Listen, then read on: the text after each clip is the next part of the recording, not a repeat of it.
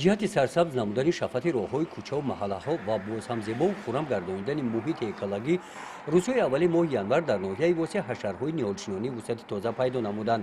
Бо пешниҳоди бахши ҳифзи муҳити зист дар ин рӯз сокинони деҳаи восиобод ба ҳашари ниҳолчинонӣ баромада дар шафати шоҳраҳои душанбе кӯлоб ки аз канори ин деҳа мегузарад ниҳолҳои сӯзанбар шинониданд.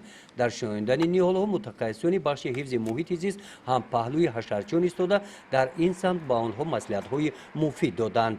дар ин ҳашар ҳамроҳ бо сокинони деҳот кормандони муассисаи давлатӣ таъмиру нигоҳдории роҳҳои автомобилӣ ҳам саҳми муносиб гузоштанд.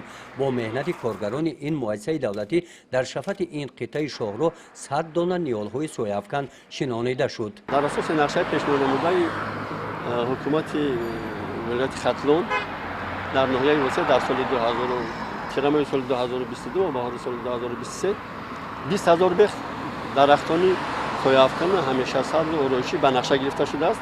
Инчунин 460 000 бех гулу гулбутаҳо нақшабандӣ шудааст. дар айни замон дар ноҳия маъракаи ободии кавзони дар зери назорати ситод қарор дорад ва имрӯз тасмим гирифтем ки то ҳол дар ноҳия 5210 бех дарахтони ҳамеша сабз ороишӣ ва сояафкан шинода шудааст ки 26% нақшаро то имрӯз ташкил мекунад.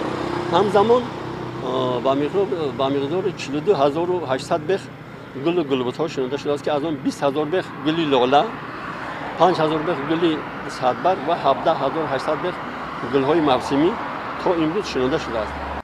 ҳашари ниҳолчинонӣ дар ҳудуди шаҳраки ҳулбук ҳам гузаронида шуд.